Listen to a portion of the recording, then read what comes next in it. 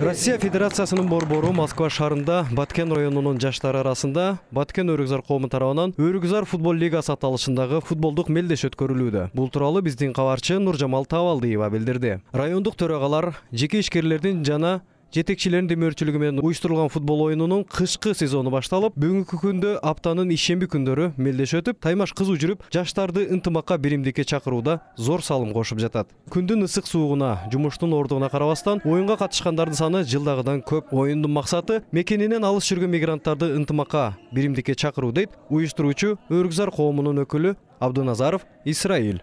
Биздин мына Баткен Өрүкзар коомунда футбол лигасын аштык эле, ОФЛ деп, Өрүкзар футбол лигасы.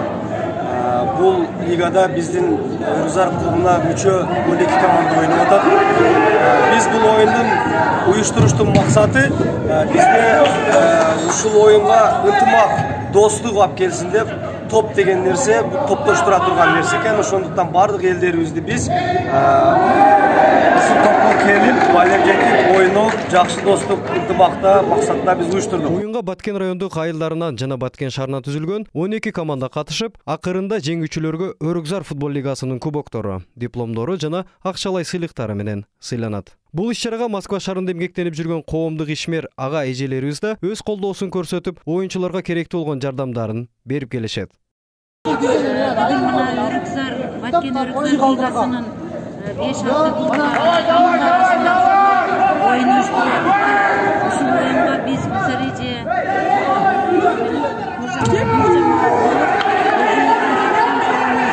спонсор болуп келдик. Себеби ушул балдарыбызды ден соолугу чың болуп, ушундай жакшынакай оюндарды ойноп, жакшынакай болуп жүрө берсин, чын жүрөктөн каалап, тилектештик аз да болсо сусундуу Бүгүнкү оюнга айылдаштарын колдоп келген Кимсанова Гүлсара айым Кызылбел командасына суу чайын берип, колдоп сүрөп турду. Баткен Өрүкзар жерлештери Актыркы менен Кызылбел футбол ойunu ойноп атат. Ошого Нуржамал, Майрам, бирге болуп спонсор болуп келип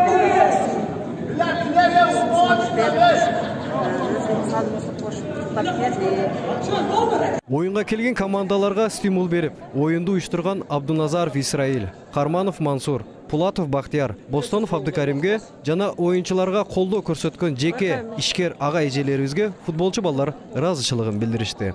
Айта кетчү нерсе, Өрүкзар футбол лигасы 2020-жылдын декабрында башталып, 2021-жылдын 6-мартында жыйынтыкталат. Оюндун максаты жаштарды бөтөн жерде жаман жолго барбай, спорт менен машыгып, жогорку профессионалдык деңгээлдеги спорт комплекстерде уюштурулуп, өз ара күч сынашып, мыкты оюнчуларды чыгаруу максаты.